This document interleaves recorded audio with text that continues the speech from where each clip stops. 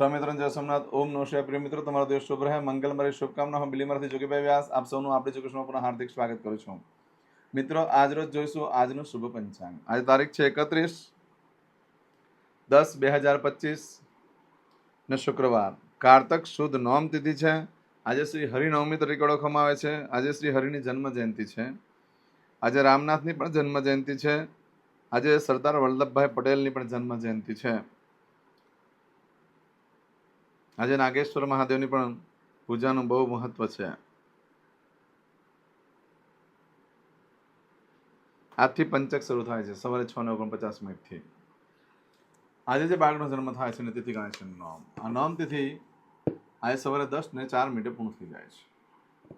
ત્યાર પછી જન્મ થાય ને દશમ તિથિ ગણાશે.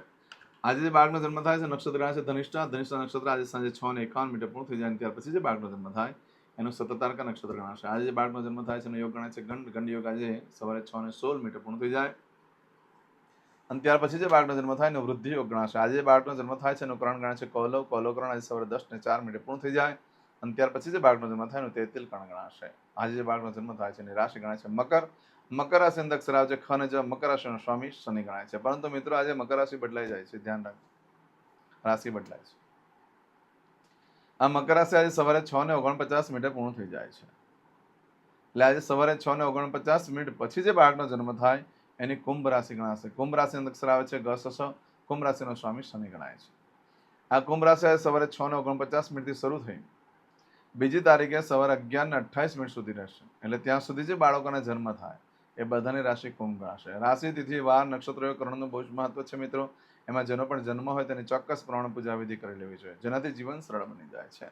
આજે જે કોઈ મારા સબસ્ક્રાઇબ મિત્રમાં ઘર પરિવારથી કોઈ પણ સદસ્યની વર્ષગાંઠ છે, મેરેજ એનિવર્સરી છે, એ આજે કોઈ પણ વ્યક્તિ નવો ધંધો વેપાર ચાલુ કરવા જઈ રહ્યો છે, કોઈ ઇન્ટરવ્યુ આપવા જઈ રહ્યું છે, કોઈ વિદેશમાં જઈ રહ્યું છે, આજે કોઈને ઓપરેશન હોય, ડિલિવરી હોય, સગાઈ હોય, છઠ્ઠીની પૂજા હોય, કોઈ રમત ગમતમાં ભાગ લેવા જઈ રહ્યા છે, આ તમામ કાર્યો જે કંઈ તમે કરવા જઈ રહ્યા છે, આજે તમારી વર્ષગાંઠ હોય, એ મેરેજ એનિવર્સરી, તો આજનું શુકન કરીને જાઓ તો કાર્યમાં દિવ્ય સફળતા પ્રાપ્ત થશે.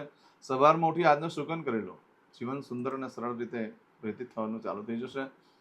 આજે એમ તો શુક્રવાર છે એટલે કોઈ પણ કાર્ય કરવા માટે નીકળો ઘરેથી તો માસીને, માને, મોટી બહેનને વંદન કરીને નીકળો.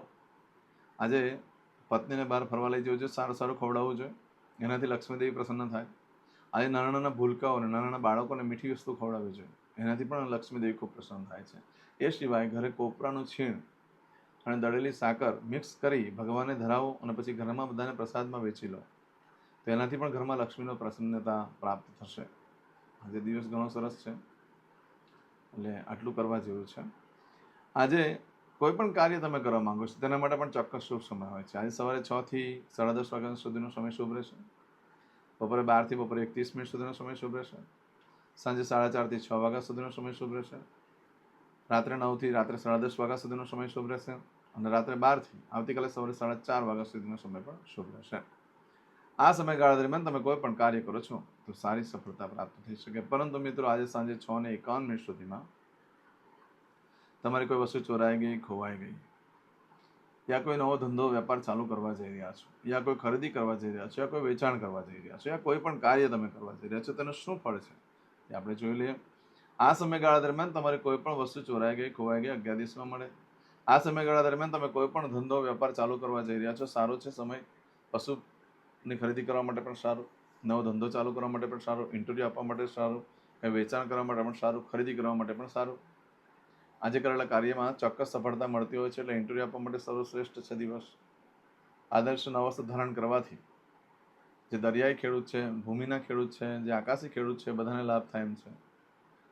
બાગ બગીચાની શોભા કરતા હોય અથવા નર્સરીનું કામ કરતા હોય તે લોકો પણ નવસ્ત્ર ધારણ કરી લે, આર્થિક પરિસ્થિતિ સુધરી જશે. આજના દિવસે કોઈ પણ કાર્ય કરવા માટે સરસ દિવસ છે. પરંતુ એ ક્યાં સુધીનો સમય છે? આજે સાંજે 6:51 સુધી.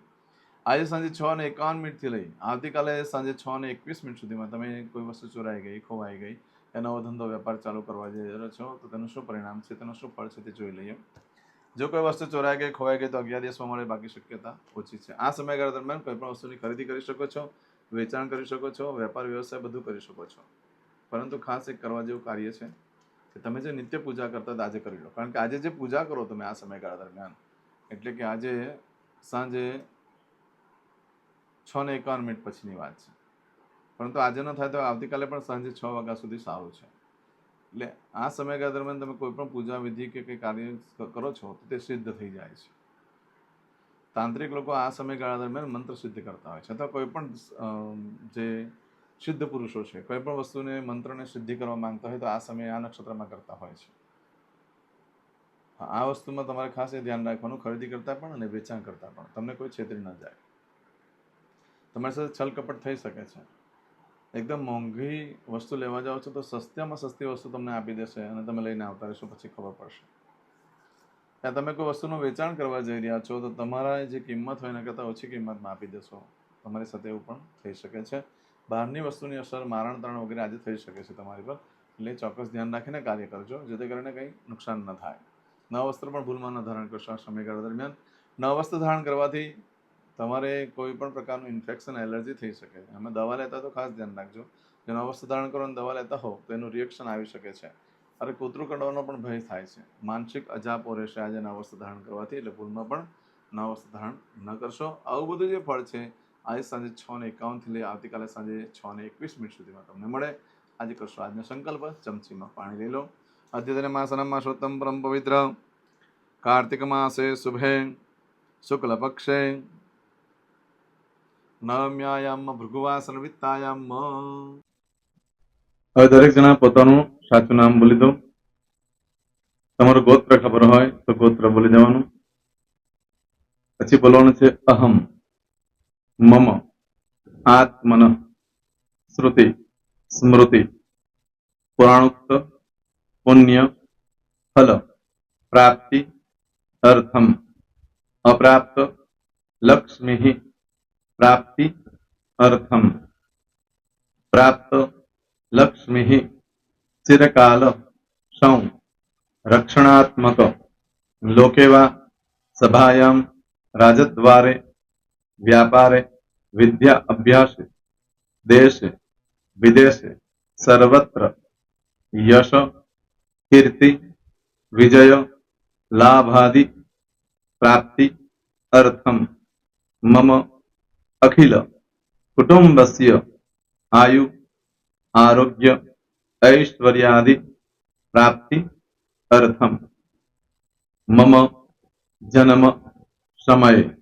तथा च विप्र वृंदानां जन्म समय जन्म कुंडली मध्ये स्थित ग्रहः गोचर ग्रहः महादशा अंतर्दशा प्रत्यंतर्दशा तथा च योग युति दृष्टि मध्ये शुभ फल प्राप्ति अर्थम भय रोग शत्रु बाधा दोष मारण तारण मंत्र तंत्र अरिष्ट दोष पीड़ा निवृत्ति अर्थम भूत प्रेत पिशाचादि द्वारा रचित अरिष्ट दोष निवृत्ति अर्थम मम सकल मनवांछित फल. તમારા મનમાં જે કઈ ઈચ્છા હોય તે બોલી જવાનું.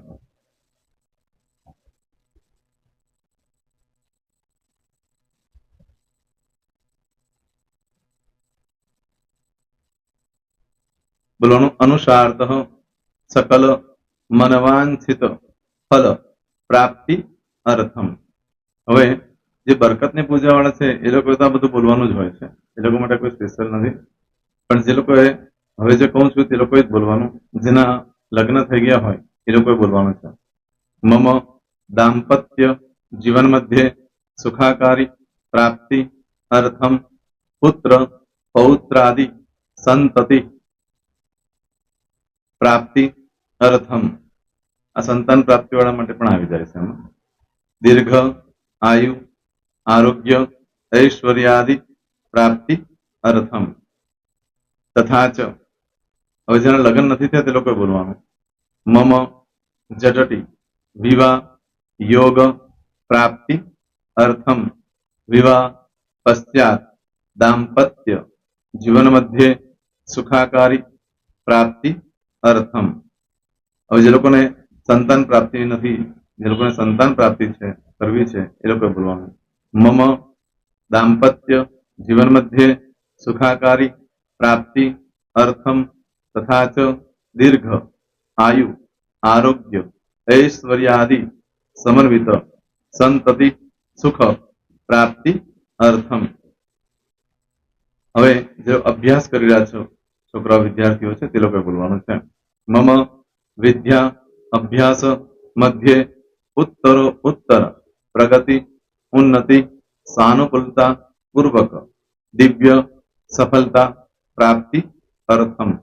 હવે જે લોકો વિદેશમાં જવા માંગતા હોય કે શીખમાં જવા માંગતા હોય, મતલબ ભારત દેશની બહાર જઈને ધંધો વેપાર કરવા માંગતા હોય એ લોકોએ, અથવા વિદેશ જવા માંગતા હોય કાયમ માટે, એ લોકોએ બોલવાનું છે મમ જટટી વિદેશ ગમન યોગ પ્રાપ્તિ અર્થમ વિદેશ ગમન કાર્ય મધ્યે સાનુકૂલતા પૂર્વક દિવ્ય સફળતા પ્રાપ્તિ અર્થમ. આરોગ્ય વાળા બોલવાનું છે, જેને આરોગ્યની પૂજા આપેલી હોય એ લોકોને. એમ તો દરેક જણા જ બોલવાનું છે. બોલો મમ આયુ આરોગ્ય ઐશ્વર્યાદિ પ્રાપ્તિ અર્થમ.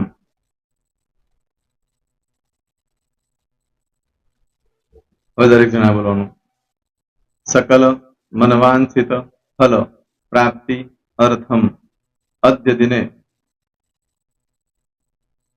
પ્રધાન દેવતાનામ નિત્ય દિન અનુસાર્ધ પૂજન અર્ચન કર્મણિ અહમ કરીશ્યે. પાણીવાળી થાળીમાં પાણી મૂકી દેવાનું છે. હવે તમારી બધી પૂજા જે મેં આપેલી છે એ પૂજા થઈ જાય, અથવા તો તમે રોજ પૂજા કરતા છો, મારી પાસેથી નથી લઈ ગયા, એ પૂજા થઈ જાય પછી ફરી પાછી ચમચીમાં પાણી લેવાનું. અહીંયા વિડીયોને સ્ટોપ કરી દેવાનું. પૂજા પતે એટલે પાછું આગળનું કરવાનું છે. અહીંયા વિડીયો સ્ટોપ કરી દેવાનું અને પૂજા પતે એટલે બોલવાનું છે વિષ્ણવે વિષ્ણવે વિષ્ણવે નમો નમઃ વિષ્ણુ સ્મરણ સર્વમ પરિપૂર્ણ અસ્તુ. એતાની ગંધ પુષ્પ ધૂપ દીપ નૈવેદ્ય તાંબૂલ દક્ષિણા પ્રદક્ષિણા સહિત પ્રણુ મમ સકલ મનવાંછિત ફલ પ્રાપ્તિ અર્થમ પૂજન અર્ચન પ્રિયતાન નમમ. પાણી મૂકી દેવાનું, પાછું પાણી લેવાનું. પૂજન અર્ચન બ્રહ્માર્પણમસ્તુ. નીચે જમીન પર પાણી મૂકો, એમાં આંગળી ઘસી કપાળમાં તિલક કરી દો. કપાળમાં જમીન પર પાણી મૂક્યું છે એમાં. ત્યાર પછી ભગવાનને કહેવાનું કે હે પ્રભુ, આજે પૂજા કરતા કોઈ પણ પ્રકારની ભૂલચૂક થઈ ગઈ હોય તો અમને ક્ષમા કરજો. અમે તમારા બાળક છીએ પ્રભુ, તમારો ખૂબ આભાર માનું છું. આજે મારી પાસે તમારી પૂજા કરાવી, મારી મનોકામના પૂર્ણ કરી. પ્રાર્થના કરી દો. જગ્યા પરથી ઉભા થઈ શ્રીનારાયણ ભગવાનને પાણી ચડાવી દો અને નિત્ય કર્મ જે કરતા હોય તે કરો. જય શ્રી. તમારો દિવસ શુભ રહે, તમે અને તમારો પરિવાર સુખી રહે, સંપન્ન રહે, સુરક્ષિત રહે, એ ભગવાન સોમનાથ દાદાને પ્રાર્થના. તો મિત્રો, તમે મારા વિડીયોને લાઈક ના આપી હોય તો સૌથી પહેલા લાઈક આપી દો, અને ત્યાર પછી જો તમે મારી આ ચેનલ સબસ્ક્રાઇબ ન કરી હોય તો સૌથી પહેલા સબસ્ક્રાઇબ કરી લો અને બેલ આઇકોન ઓલ પર ક્લિક કરવાનું ભૂલશો નહીં, જેથી કરીને સૌથી પહેલા નવી વિડીયો જે કંઈ મૂકું એ તમને મળે. મિત્રો, કંઈ પણ મૂંઝવણ હોય તો મને આ નંબર પર તમે ફોન કરીને પૂછી શકો છો. મારો મોબાઈલ નંબર છે 9825546459. મિત્રો, કોમેન્ટ્સમાં જય સોમનાથ લખવાનું ભૂલશો નહીં. ફરી પાછા નવા વિડીયો સાથે મળીએ. ત્યાં સુધી સૌને જય સોમનાથ.